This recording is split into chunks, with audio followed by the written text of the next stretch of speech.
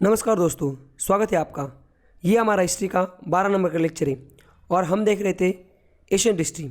उसमें हमने काफ़ी लेक्चर कवर किए। पहले जो 11 लेक्चर है उसमें हमने यहाँ तक पोस्ट मॉडर्न किंगडम जो है यहाँ तक देख लिया था और आज का जो लेक्चर उसमें हम गुप्ता पीरियड देखने वाले हैं। तो हमने कल के इसमें कहाँ तक देखा था, यहाँ तक हमने देख लिया था। देखो ये वाला जो था ना, हम एशियन हिस्ट्री देख रहे थे, यहाँ तक हमने एकदम सारा डिटेल में देखा था। अब पोस्ट मॉडर्न किंगडम कल के लेक्चर में देखा था, आज के इसमें हम गुप्ता पीरियड जो है उसको देखने वाले हैं। तो चलिए देखते गुप्ता पीरियड में क्या है। गुप्ता पीरियड ने कब से कब तक राज किया था पता है आपको? गुप्ता पीरियड जैसे हम जीरो देख रहे थे, prehistoric age 20 lakh million से लेकर 220 तक, उसके बाद 200 से लेकर जीरो तक, उसके बाद ये प्लस में आ जाते हैं। इधर पीछे जाओगे आप माइनस मतलब 20 हो जाता है, इधर ईडी हो जाता है। तो जैसे कि अब 2020 है ना, तो 1500 1000 ये ईडी में आता है, 500 जीरो, जीरो के बाद वाला ईडी, उसके बाद 20 वाला, तो 320 मतलब ये जीरो के इधर 300, 320 से लेके 550 ईडी तक गुप्ता ने राज किया था। गुप्ता क्या था, जैसे चंद्रगुप्त मौर्य वगैरह थे, इनका जो डायनेस्टी था मौर्य डायनेस्टी मगध में, वैसा गुप्ता जो थे, गुप्ता अलग है उनका एक मतलब समझ रहे मौर्य की तरह ये एक डायनेस्टी टाइप थी। इन्होंने इतना साल तक इनका भी एक एम्पायर था। तो इसको अभी आज के लेक्चर में हमें देखना है। इसमें हमें 3 चीज़ें देखनी मुख्यतः से। ओरिजिन देखना है, उनके जो राजा थे कौन से रूलर थे वो देखना है, उनका लिटरेचर देखना है और art and culture. Gupta period in 2 चीज़ों के लिए बहुत इंपॉर्टेंट है। ये 2 चीज़ों पे बहुत क्वेश्चन आते हैं, आर्ट एंड कल्चर IAS वाले यूपीएससी वाले एग्जाम में भी और इंडिया वाले और बाकी SSC इसमें भी क्वेश्चन आते हैं। देखो ओरिजिन ऐसा माना जाता है 320 जब ईडी चल रहा था, 320 उससे पहले ही थे गुप्ता पहले ही थे, पर 320 ईडी में इनका मतलब ज़्यादा उदय होने लगना था, प्रोमिनेंस में आ गए थे, ज़्यादा फोकस में आ गए थे कि इन्होंने उस टाइम तक बहुत ज़्यादा जो एरिया था वो अपने सब कंट्री मतलब अपने एम्पायर में मर्ज कर लिया था, नॉर्थ इंडिया, सेंट्रल इंडिया और साउथ इंडिया का थोड़ा पार्ट। ऐसा बोला जाता है कि गुप्ता पीरियड जो है, गुप्ता डायनेस्टी, इसकी शुरुआत श्रीगुप्ता ने की थी। तो श्रीगुप्ता कौन है? ये गुप्ता जो है श्रीगुप्ता, ये फाउंडर है गुप्ता डायनेस्टी के। और जो गुप्ता है पता नहीं कहाँ से थे ये लोग, प्रॉपर गुप्ता लोग जो थे वो कहाँ से प्रॉपर पता नहीं, पर ऐसा माना जाता है कि ये कुछ लोग बोलते हैं बंगाल से और कुछ लोग बोलते हैं ये इलाहाबाद से, जो प्रयाग से थे। अब जो प्रयागराज जो डिस्ट्रिक्ट इलाहाबाद का नाम चेंज किया, देखो उत्तर प्रदेश में योगी सरकार ने, तो वो जो प्रयाग है कुछ लोग बोलते वहाँ से, कुछ लोग बोलते बंगाल से। और ऐसा बोला जाता है एक तो ये ब्राह्मण थे या वैश्य थे, ऐसा बोला जाता है। तो ये हमने जाना ओरिजिन के बारे में। आगे चलते इनके राजा। देखो कौन से राजा थे गुप्ता पीरियड में। सबसे पहले यहाँ पे देखो ruler of Gupta period empire, सबसे पहले कौन सा था? श्रीगुप्ता था। श्रीगुप्ता ने फाउंड किया था 240 ईडी में। तो आप बोलोगे अभी हमने तो देखा था 320 ईडी से लेकर आपको 500 मतलब वहाँ से देखना है, तो 320 में से हम पढ़ने वाले थे, बट ये 220 में ही फाउंड हुआ था। तो भाई बात सही है, ये फाउंड हुआ था 240 में फाउंड किया था श्रीगुप्ता ने, पर उस टाइम में बहुत छोटा कबीला था ये। बाद में बड़ा 320 में ये बहुत ज़्यादा प्रोमिनेंस में आया, बहुत ज़्यादा फोकस में आया, क्योंकि बहुत पार्ट फिर उन्होंने अपने एम्पायर में मर्ज किया था इतना बड़ा। पहले शुरू में इतना सा होगा बस वो, इसलिए वो समझ रहे कि इनका जो कार्यकाल है वो यहाँ पे नापा नहीं जाता है। उसके बाद फर्स्ट रूलर श्रीगुप्ता था, बाद में दूसरा उसका बेटा था घटोत्कच। 240 से लेकर 280 तक ये था, 280 से लेकर 319 मतलब 19 ईडी तक ये था। और ऐसा बोला जाता है कि श्रीगुप्ता और घटोत्कच दोनों के दोनों है ना, इनके बारे में लिखा गया है कहाँ? महाराजा इंस्क्रिप्शन में। ये आता है क्वेश्चन, महाराजा इंस्क्रिप्शन में किसके बारे में बोला गया है? तो श्रीगुप्ता और ये जो घटोत्कच उसके बारे में, और एक गुप्ता है समुद्रगुप्ता, उसके बारे में भी लिखा गया है वहाँ पे। तो ये राजा थे। देखो कौन से राजा थे गुप्ता पीरियड के। पहला था चंद्रगुप्त, दूसरा था समुद्रगुप्त। चंद्रगुप्त फर्स्ट पहला था, समुद्रगुप्त उसके बाद था, चंद्रगुप्त सेकंड, उसके बाद 3rd नंबर का था। और बाद में यार यहाँ पे 1 और 2 है, ये 4 नंबर का था, इसका नाम था कुमारगुप्ता फर्स्ट। नालंदा यूनिवर्सिटी पता है, नालंदा, ये इसने फाउंड की थी। और लास्ट में ये जो थे स्कंदगुप्त। ये इतने हमें जो गुप्ता है उनको देखना है, समझ गए आप? तो सबसे पहले देखते हैं चंद्रगुप्त फर्स्ट जो है 320 से लेकर 335 तक, ये लगभग 15 साल तक राजा था। तो इसके कार्यकाल में क्या हुआ था एक बार उसको देखते हैं। चंद्रगुप्त फर्स्ट जो था ये घटोत्कच का बेटा था और इसने काफ़ी इंपॉर्टेंट जो स्ट्रेटेजिकल इंपॉर्टेंट जो किंगडम है मगध, इसको एक्वायर कर लिया था। इसने जो ये लक्कवी प्रिंसेस थी कुमार देवी, इससे शादी कर ली थी। और मगध किंगडम जो था ये इंपॉर्टेंट था स्ट्रेटेजिकली, इसको एक्वायर कर लिया था। मगध किंगडम को इसने जीत लिया था। इसका स्ट्रैटेजी कैसी थी? वही कॉन्क्वेस्ट, युद्ध करना, हरा देना। इसने जो टेरिटरी थी Ganga river to Prayag, Ganga river जो है ऊपर से, तो प्रयागराज जो है अभी उत्तर प्रदेश में प्रयाग, उसको उस टाइम पे बोलते थे। 321 ईडी में इसने वो भी अपने इसमें ज्वाइन कर लिया अपने एम्पायर में। इसने कुछ कॉइन भी इशू किए थे, ज्वाइन नाम के, क्वीन और हिमसेल्फ। इसकी जो रानी थी कौन? कुमार देवी, और इसके नाम के इसने कॉइन भी इशू कर दिए थे। यहाँ पे देखिए ये कॉइन्स थे, इसमें दोनों भी थे। देखो यहाँ पे ये वहाँ पे चंद्रगुप्त फर्स्ट और ये कुमार देवी, ऐसे दोनों के नाम के इसने कॉइन भी इशू कर दिए थे। और ऐसे बोला जाता है कि ये गुप्ता पीरियड का पहला राजा, ऐसा बोला जाता है। क्यों?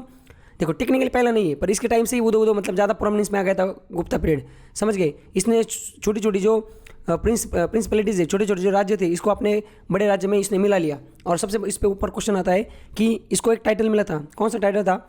महाराजाधिराजा। महाराजाधिराजा इसको टाइटल मिला था, मतलब ग्रेट किंग ऑफ किंग्स, सारे राजों में सबसे बड़ा राजा, ऐसा इसको टाइटल मिला था। तो यहाँ तक हमने देख लिया चंद्रगुप्ता। उसके बाद आप देखते हैं समुद्रगुप्ता। अब समुद्रगुप्ता, चंद्रगुप्ता जो था ना, जिसने कॉइन इशू किए थे कि दोनों के क्वीन और उसके कुमार देवी के और चंद्रगुप्त के, वो जो चंद्रगुप्त था उसका बेटा था ये समुद्रगुप्ता। ये बहुत इंपॉर्टेंट है।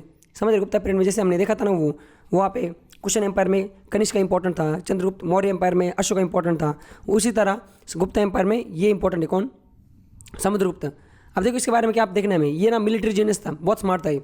इसने काफ़ी छोटी छोटी टेरिटरी ना गुप्ता पीरियड में ऐड कर दी। इसके बारे में अलग इलाहाबाद इंस्क्रिप्शन जो है इसमें ऐसा डिस्क्राइब किया कि इसके जो कोर्ट का एक पोएट था, एक कवि था, इसके कोर्ट में बैठता था, उसका नाम था हरिसेना। हरिसेना ने इलाहाबाद इंस्क्रिप्शन में डिस्क्राइब किया इसकी ब्रेवरी के बारे में, मतलब ये कितना बड़ा योद्धा था इसके बारे में। हरिसेना नाम का एक पोएट था जो कि इसके समुद्रगुप्त के कोर्ट में बैठता था, इसने इलाहाबाद इंस्क्रिप्शन में इसके बारे में लिखा है। समझ गए आगे। It is said that he is defeated 9 king, ऐसा बोला जाता है इसने 9 राजों को हराया था। गंगा वैली के, गंगा के किनारे रहने वाले, मतलब 9 राजा के, गंगा जहाँ गंगा रिवर जाती है उसके साइड में अलग अलग जगह अलग अलग 9 राजा थे, उनको हराया था।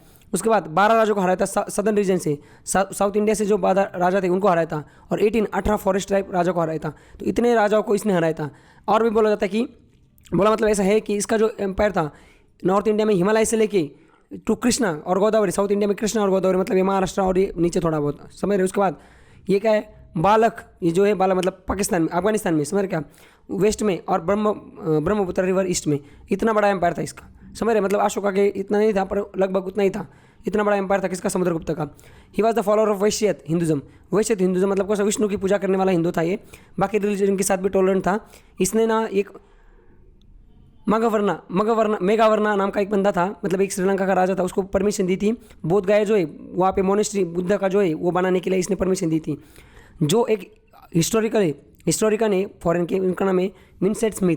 उन्होंने ना उनकी एक किताब में जिक्र किया इसके बारे में कि समुद्रगुप्त जो था वो इंडियन नेपोलियन था। इसने अश्वमेधा जो सैक्रिफाइसेस थी इसको भी इसने परफॉर्म किया था, इसलिए इसके और एक वन ऑफ कॉइन जो कॉइन इशू किए थे इसने, उस कॉइन में इसको रेफर किया है रिस्टोर ऑफ अश्वमेधा, ऐसे भी बोला जाता है। और इसको कवि राजा भी बोला जाता है। महाधिराजा किसको बोला जाता है, महाधिराजा वो उसको बोला जाता है चंद्रगुप्त फर्स्ट को, और समुद्रगुप्त जो है उसको कवि राजा बोला जाता है। हरिसेना किसके कोर्ट में ये था, पोएट था वो, ऐसा क्वेश्चन आता है। हरिसेना जो था किसके कोर्ट में पोएट था, समुद्रगुप्त के कोर्ट में पोएट था। इलाहाबाद इंस्क्रिप्शन में किसकी ब्रेवरी के बारे में हरिसेना ने बोला है, समुद्रगुप्त की ब्रेवरी के बारे में बोला है। समझ गए आप। तो ये आप देखो अश्वमेधा इसने परफॉर्म किए थे। तो यहाँ तक समुद्रगुप्त देख लिया। अब चंद्रगुप्त 2 देखते हैं। चंद्रगुप्त 2 के बारे में जानते हैं। चंद्रगुप्त 2 जो है समुद्रगुप्त का बेटा था, उसकी एक रानी थी दत्ता देवी से ये मतलब दत्ता देवी और चंद्रगुप्त मिलके ये पैदा हुआ था, जिसका नाम है चंद्रगुप्त सेकंड। इसको विक्रमादित्य भी बोला जाता है। ये नाम जो है ना, ये इस पर क्वेश्चन आते हैं बहुत ज़्यादा। इसको विक्रमादित्य बोला जाता है। इसने जो अपने डैडू की जो अलग अलग, मतलब इसने इसके पापा की जो ये थी एम्पायर था, इसको और बढ़ाया कहाँ पे, इसने सौराष्ट्र जो था गुजरात वाला पार्ट, वेस्टर्न कोस्ट लाइन का, इसको भी वहाँ पे ज्वाइन करवा दिया। इसने मैट्रिमोनियल अलायंसेस की, मतलब शादी करके जो दुश्मन का राजा था उसी को अपना फादर इन लॉ बना दिया और डायरेक्ट उसको अपने किंगडम में ये कर लिया। इसने नागाज और वंकटाज, ये नागाज और वटकाराज, नागाज और वटाकटास और नागाज कौन है ये हम आगे देखेंगे। ये जैसे ये गुप्त एम्पायर है वैसे ही ये बाद में एम्पायर बनी थी। नागाज और वटाकटास, इनके साथ इसने मैट्रिमोनियल अलायंस की, मतलब उनके साथ शादी, उनकी बेटियों से शादी की इसने। ही गेव हिज डॉटर, ये देखो प्रभा पवित्र गुप्ता जो थी इसकी जो डॉटर थी, उसने वटाकटा एक राजा रूरल था, महाराष्ट्र रुद्रसेना सेकंड नाम का एक राजा था जो कि वटाकटा रूरल था। इसको इसने अपनी बेटी दी थी जिसका नाम था प्रभा पवित्र गुप्ता, और इससे फिर दोस्ती मतलब रिश्तेदारी करके उसको भी बटले में उतार लिया था। बाद में ही ऑल्सो अनेक्स 3 स्ट्रपा किंगडम। ये क्या है, सट्रापा किंगडम। सट्रापा किंगडम मतलब कौन से, साकाज होंगे शायद, ओके। सट्रापा किंगडम्स एज्यूम, उसको ना इसने अनेक्स किए थे, मतलब 3 जो सट्रापा किंगडम जो थे इसको इसने एनेक्स कर लिया था, मतलब इसको उनको हरा दिया था और अपने एम्पायर में मिला लिया था, इसलिए इसको टाइटल मिला था। अजुम दो टाइटल कौन सा, साकारी, डिस्ट्रॉयर ऑफ साकाज। मैं बोला ना ये साकाज किंगडम है, ये क्या बेकार नाम है, सट्रपा छोड़ो, साकाज हमने कल देखा ना साकाज। तो ये जो साकाज थे ना, इसके 3 राजाओं को इसने 3 साका किंगडम को इसने अपने इसमें किंगडम में मिला लिया था, इसलिए इसको टाइटल मिला था साकारी, मतलब डिस्ट्रॉयर ऑफ साका। तो क्वेश्चन आता है डिस्ट्रॉयर ऑफ साका या साकारी टाइटल किसको मिला था, ऐसे क्वेश्चन आते हैं। He defeated this Saka king Rudrasimha third जो था साका किंग, इसको भी इसने हराया था। 10 एक्वायरिंग सौराष्ट्र और काठियावाड़ जो गुजरात का, ये भी इसने अपने एम्पायर में मिला लिया था। Through the western port kingdom prosperity grew through trade link and with Roman empire. तो इसके टाइम पे क्या होता है, रोमन एम्पायर के साथ प्रॉस्पेरिटी बढ़ गई थी, समझ ट्रेड लिंक भी बढ़ गई थी। After east and waste India, east और वेस्ट इंडिया के बाद चंद्रगुप्त फर्स्ट जो था इसने डिफीट किया नॉर्थन रूलर्स को, अल्सो लाइक हुनास, ये क्या है, कंबोजास एंड किरातास, ये इनको भी हराया था इसने। He was brilliant conqueror and able administrator always, ये एक बहुत ब्रिलियंट कॉन्करर था, मतलब बहुत अच्छे से ये वार जीतता था, सब दूसरों को हराता था, और एक एबल एडमिनिस्ट्रेटर था। कौन? Chandragupta second. Like his father, father कौन? Samudragupta. He was Vaishnavite but tolerant to other religion, ये भी वैश्यनेत था, वैश्यनेत मतलब विष्णु की पूजा करने वाला हिंदू, और ये बाकी रिलीजन के साथ टॉलरेंट था, मतलब बाकियों को मारता नहीं था, समझ रहे, ये नहीं करता था, टॉर्चर वगैरह नहीं करता था। आगे हीज अदर नेम, इसके बाकी जो नाम थे वो था विक्रमा, देवगुप्ता, देवराजा, सिम्मक, विक्रमादित्य सकारी, इतने इसके अदर नाम मेंशन है कॉइन्स पे, अलग अलग कॉइन्स पे। इसके जो कोर्ट्स में थे 9 ज्वेलर्स थे, 9 रत्नस थे, 9 people eminent various field, art and culture science. देखो जैसे चंद्र या अकबर है, हमने सुना है अकबर के कोर्ट में 9 रत्न थे, उसमें एक बिरबल था। तो अकबर कब था? अकबर था 1500 के टाइम, 1516 के टाइम। ये तो 380 के टाइम में इसने चंद्रगुप्त के पास 9 रत्न थे, समझ गए? तो मतलब कितना अपडेटेड था ये। This included the greatest Sanskrit poet, जो 9 रत्न थे उसमें जो है ना कौन कौन इंक्लूडेड था? ग्रेट संस्कृत पोएट जो था कालिदासा, हरिसेना, अमर सिन्हा, और उसके बाद धनवंतरी, इतने लोग थे। क्वेश्चन आता है कि जो फाहिन जो बुद्धिस्ट मॉन्क था, ये चाइना से इंडिया किसके टाइम पे विजिट करने आया था? तो चंद्रगुप्त टू के टाइम पे विजिट करने आया था। He recorded the prosperity of Gupta period, तो ये जो फाहिन जो था ना, इसने ऐसा रिकॉर्ड किया था कि चंद्रगुप्त जो मतलब ये जो चंद्रगुप्त टू था, गुप्ता पीरियड की प्रॉस्पेरिटी के टाइम पे इसने लिख दिया कि चंद्रगुप्त टू यहाँ पे राजा, और गुप्ता एम्पायर जो है बहुत बड़ा है और बहुत प्रॉस्परस है। तो यहाँ तक हमने 3 राजा देख लिए। चौथा देखते कुमारगुप्त फर्स्ट। अभी कुमारगुप्त फर्स्ट जो था, चंद्रगुप्त जो था उसके बाद उसका बेटा जो था कुमारगुप्त फर्स्ट, ये राजा बन गया। ये इसने रूल कब तक किया? 455 ईडी तक किया। Kumaragupta first was the founder of Nalanda university. Nalanda university जो था, कितना इंपॉर्टेंट चीज़ देखो, ये 405 मतलब देखो नालंदा यूनिवर्सिटी अब क्या चल रहा है, 2020 चल रहा है ना, 1500 500 साल हम पीछे आ गए, 1000 वापस 1000 साल पीछे आ गए, और 500 1500 साल पीछे आ गए। तो 1500 साल पहले ये कुमारगुप्त जो था ना, उसने नालंदा यूनिवर्सिटी को फाउंड किया था, समझ गया? उसके बाद इसको क्या है, शक्रादित्य भी बोला जाता है, इसको शक्रादित्य भी इसको बोला जाता है। The last great king of Gupta dynasty was Skandagupta, was the son of Kumaragupta first. इसका जो बेटा था वो लास्ट रूलर था। बाद में क्या हुआ था? He was able to repel attack by Hunas but this strength is empire coffers, मतलब क्या? एम्पायर्स कॉफर्स, मतलब इसने जो हुनास नाम के जो लोग थे चाइना के ऊपर, मतलब सेंट्रल इंडिया से इन्होंने सेंट्रल एशिया से इंडिया पे ये क्या कर दिया था, अटैक कर दिया था। स्कंदगुप्ता ने उनको रोकने की कोशिश की, अच्छे से रोका भी, पर इनका भी एम्पायर डूब गया उस चक्कर में, समझ गए? यहाँ पे आगे देखिए, Gupta empire decline after the death of Skandagupta in 467 AD. उसके बाद मैंने सक्सेसर आए छोटे मोटे, बाकी इसके जो बेटा बेटी समझेगा काफ़ी साल तक चला, बट लास्ट उसके बारे में जो लास्ट हमारे पास जो इन्फॉर्मेशन है वो ऐसी है कि विष्णुगुप्त गुप्ता नाम का एक लास्ट राजा था जो गुप्ता पीरियड का था, जिसने राज किया था 540 से लेके 555 ईडी तक। उसके बाद कुछ मिला ही नहीं, समझ गया आप? तो इस तरीके से हमने यहाँ पे देखो ये 2 राजा के बारे में पढ़ा, और इस तरह से गुप्ता एम्पायर जो था उसके 2 पॉइंट हमने देख कर लिए, ओरिजिन ऑफ एम्पायर और रूरल ऑफ गुप्ता एम्पायर, समझ गया आप? उसके बाद गुप्ता एम्पायर लिटरेचर, अब लिटरेचर के बारे में हमें देखना है। गुप्ता एम्पायर लिटरेचर देखो, Gupta age in ancient India has been called as the golden age of India. ऐसा बोला जाता है कि सोने की चिड़िया जो हमारा बात है गुप्ता पीरियड से, वो गुप्ता पीरियड जो है, क्वेश्चन आएगा गोल्डन एज ऑफ इंडिया किस पीरियड बोला, किस पीरियड को बोला जाता है या कौन से एज को बोला जाता है?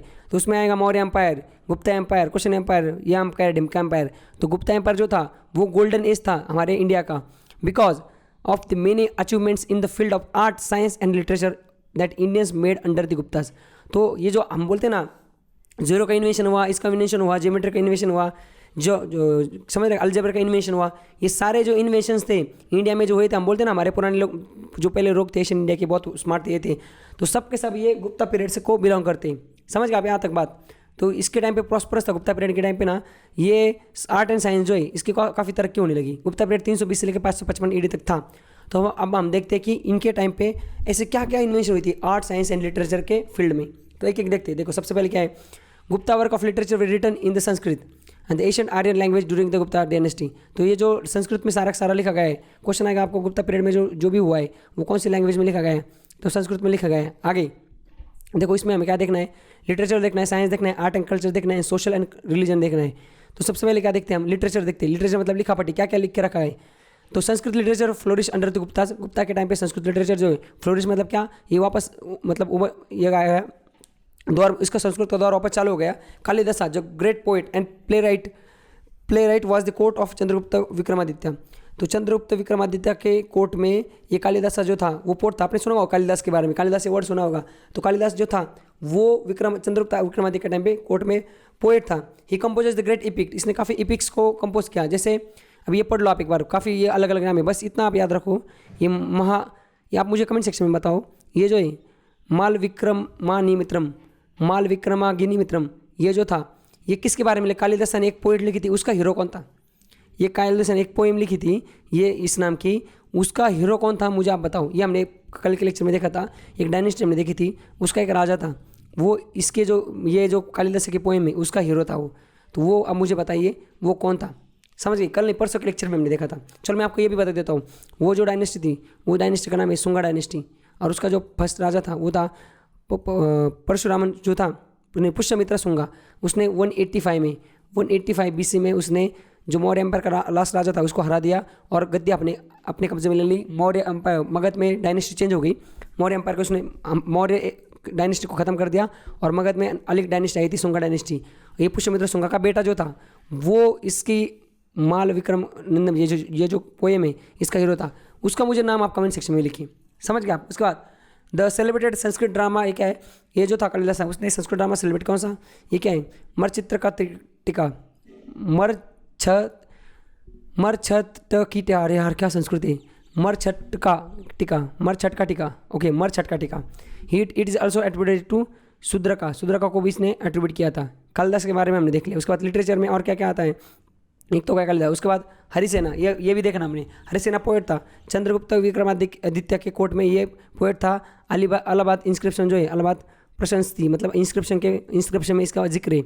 ये विष्णु पुराण ऑफ पंचरत्न फ्रेम लिव्ड, इसके टाइम पे ये चीज़ें हुई थी।